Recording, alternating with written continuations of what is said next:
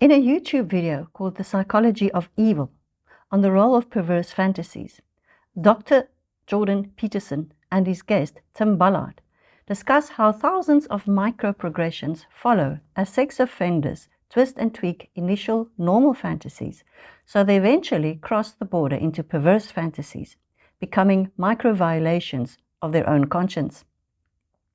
Referring to an incident where he had met a killer in prison, Dr. Peterson comments, "You would think that when you met pure evil, it would have a monstrous form." As I've said before on many occasions, serial killers are not monsters. They are normal people, living their lives undetected amongst normal people. However, in my experience, after investigating, researching, and interviewing numerous serial killers, their fantasies were never normal. They were perverse and sadistic from the start, as young as even as 2 years old, as psychoanalyst Melanie Klein had found in her groundbreaking work on the oral and anal sadistic fantasies of children. As I've said before, one might not want to believe Melanie Klein's theories that 4-year-olds can fantasize about scooping out the contents of the mother's breast, until you see it reenacted on a crime scene, as I have.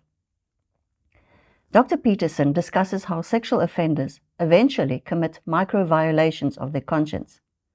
As I've also noted before, serial killers do not have a conscience, and they treat their victims as objects. You can see this on my videos on the theory of origin of serial killers.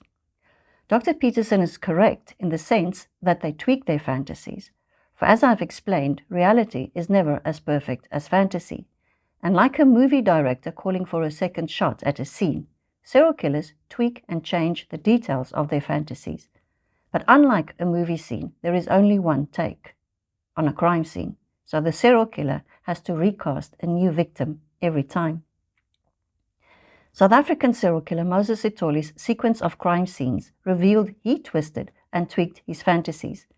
A pattern of microprogression, as Dr. Peterson would call it, clearly emerged. When I regarded his crime scenes in the order of when he murdered them and not in the order of when we found them, the progression in modus operandi was obvious. Moses ties his victim's hand in front, but then it was in his way when he tried to rape her, so the next time he tied them behind her back. He strangled the victim with a ligature, but she would suffocate too fast. The next time he inserted a stick like a garrote, and she would be grasping for air, prolonging her death, and this extended his sadistic needs to watch her die.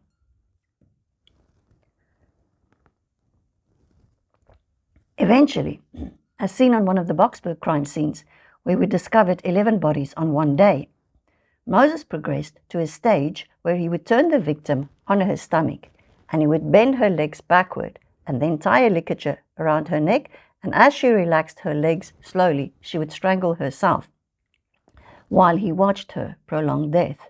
He self-stimulated while watching her, and he probably talked to her. Now that is pure sadism. As noted in another video of mine, the Marquis de Sade was an 18th century French nobleman and author, and he wrote several books when he was imprisoned for sex crimes, blasphemy, and pornography. His corpus contained many graphic descriptions regarding from acts such as blasphemy, sexual intercourse, incest, sodomy, flagellation, coprophilia, necrophilia, and the rape and torture and murder of adults and children, interspersed with discourses on religion, politics, sexuality, and philosophy.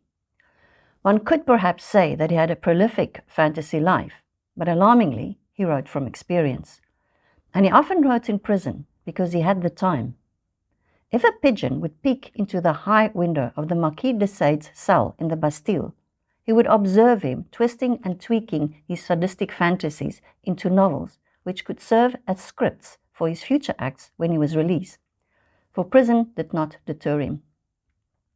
Moses Sitholi was sentenced in 1997 to 2,410 years in prison.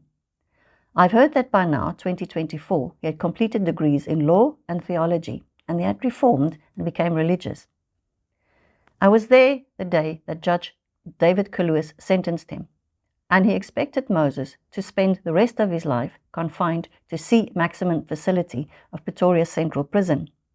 Prisoners are kept in solitary cells and are allowed only an hour's exercise each day in a small paved courtyard.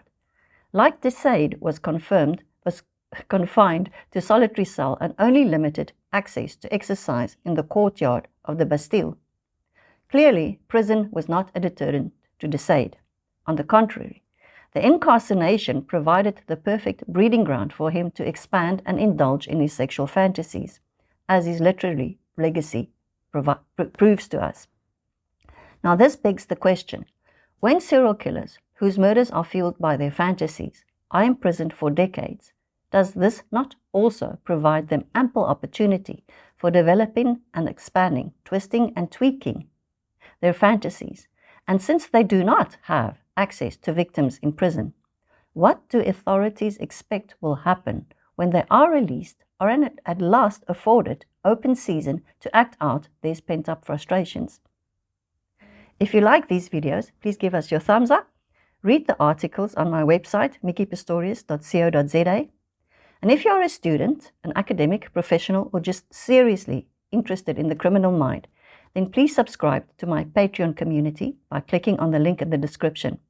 You will find in-depth articles and educational videos in my Patreon community. Thank you for watching.